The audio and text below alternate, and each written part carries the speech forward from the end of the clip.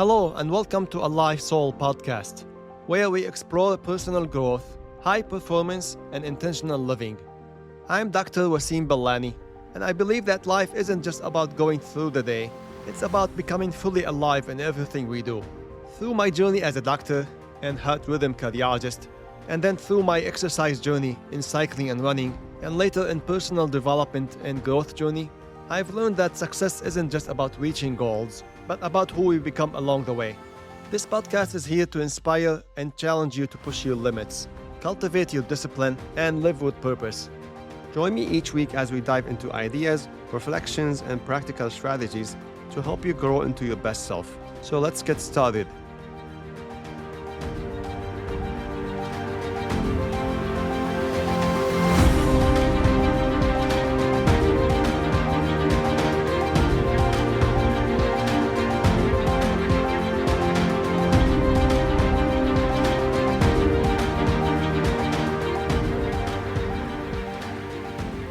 Hello and welcome back to Alive Soul podcast.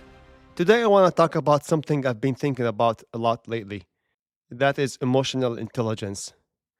Now, before we get started, I want to make something clear. I'm not an expert on this topic. I'm not a psychiatrist. I'm not a therapist. And I'm definitely not someone who had mastered emotional intelligence. If anything, the reason I'm interested in this topic is because it's something I'm still trying to learn and improve myself. And the more I've thought about it and reflected on it, the more I've realized that emotional intelligence affects almost every area of our lives. It affects our relationships, our stress levels, our happiness, and even our daily energy. And that's what really caught my attention. You see, we spend a lot of time talking about physical energy. We talk about getting enough sleep, exercising regularly, eating healthy, drinking enough water, and all of those things are important. But lately I've been wondering if many of us are losing more energy emotionally than physically.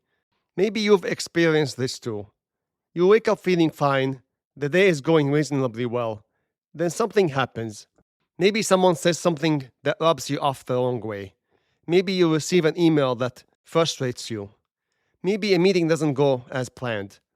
Maybe you have a disagreement with someone you care about. The event itself lasts only a few minutes, but somehow it stays with you for the rest of the day. You replay the conversation in your head. You think about what they meant. You think about what you should have said. And you revisit the situation over and over again. The event only lasted a few minutes, but you carried it with you for a few hours after. And it's not the event that happened itself that drains us. It's the emotional energy we continue spending after the event is already over. And when I was going deeper into that topic of emotional intelligence, I found out that it's not about becoming emotionless. I think that's a misconception some people have. It's not about never getting angry, never getting frustrated, never feeling anxious, or never feeling disappointed. Because we're all human beings, and emotions are part of life. The goal isn't to stop feeling emotions. The goal is to become more aware of them and learn how to respond to them in a healthier way. And that concept of emotional intelligence was first brought into life by the psychologist Daniel Goleman in his book, Emotional Intelligence: Why It Can Matter More Than IQ. He talks about 4 areas of emotional intelligence. The first one is self-awareness. In other words, understanding what's going on inside us. For example, sometimes we think we're angry when we're actually exhausted. Sometimes we think we're upset with someone else when we are really disappointed because our expectations were not met. Sometimes we think we're frustrated when we're simply overwhelmed. And I've noticed this in my own life, where sometimes I'll catch myself feeling irritated or impatient, and my first instinct is to blame whatever is happening around me.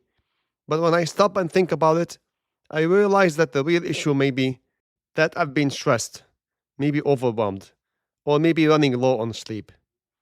In other words, what I'm feeling on the surface isn't always the full story. And that's why self-awareness matters, because if we misidentify the problem, we're likely to choose the wrong solution. But if we understand what's really driving our emotions, we will be in a much better position to respond in a healthy and productive way. The second area is self management. And this is where emotional intelligence starts becoming practical. Because emotions happens automatically. Something happens and we immediately feel something. And that's normal. But the challenge is what happens next. Do we react immediately? Or do we pause for a moment? Because one thing I've noticed that a lot of our regrets happens because we react too quickly instead of taking a moment to think about it. And we've all had those moments where we said something we wish we could take back, or sent a message we later regretted, or maybe made an assumption about a situation or somebody that turned out to be wrong. Because sometimes the most powerful thing we can do is to pause long enough to ask ourselves, how do I respond to this? Not react, but respond. And that's the difference. The third area of emotional intelligence he described in that book is social awareness, which is really another way of talking about empathy. And honestly, this may be one of the most important skills we can develop. See, most people are carrying burdens we don't know anything about. Someone may be dealing with a health issue. Someone else may be struggling with challenges at home. Another person may be under tremendous stress at work. And most of the time, we don't see any of that. We only see that brief interaction. And because we don't know the full story behind it, we often fill in the blanks ourselves. We assume someone might have been rude. We assume they don't care. We assume they had bad intentions. But many times there is more going on than what we realize. See, empathy doesn't mean agreeing with everyone. It simply means making an effort to understand before rushing into judgment. And the last area he talked about is relationship management, which is really about how we show up in our interactions with other people. Because our emotions don't just stay inside us, they affect the people around us. If I'm frustrated, there's a good chance other people would feel it too. If I'm calm and patient, people tend to feel that as well. Because the energy we bring into our homes, workplaces, and relationships often influences the atmosphere around us. And that's one of the reasons emotional intelligence matters so much. And as I'm reflecting on all of this, one idea kept coming back to me. That emotional intelligence isn't really about controlling other people. It's about managing ourselves. And that's important because so much of our frustration comes from things we cannot control. We cannot control what other people say. We cannot control what other people do. We cannot control traffic, delays, setbacks, or unexpected problems. Because life will always contain those things. But we do have influence over how we respond. And maybe that's where emotional intelligence becomes so valuable. Not because it makes life easier, but because it helps us navigate life better. It helps us avoid spending hours emotionally trapped in something that happens for only a few minutes. And it helps us protect our emotional energy. Now, one thing I find encouraging is that emotional intelligence appears to be a skill rather than a fixed personality trait.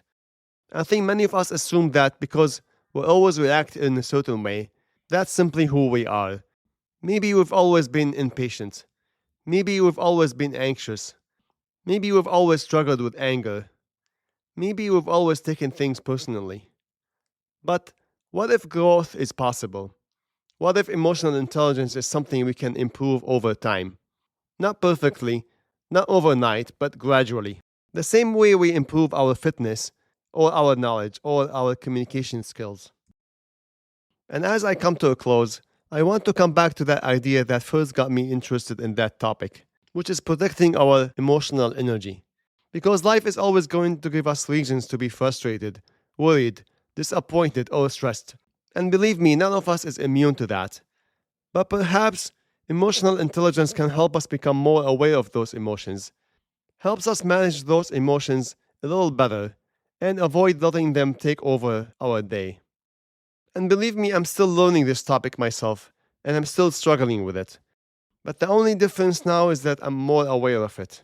And the more I learn about it, the more convinced I become that it's one of the most valuable skills we can develop, because it affects how we experience life itself. So this week, I'd like to challenge you to practice a little emotional intelligence.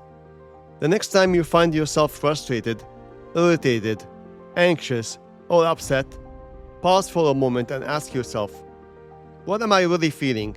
And what's driving this feeling? You may discover that what looks like anger is actually stress. What looks like frustration is really disappointment.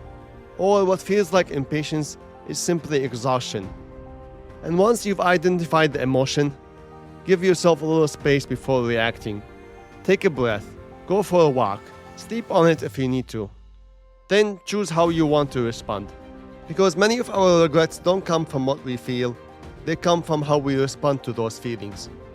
And while we may not always have control over the emotions that arise inside us, we usually have some control over what happens next.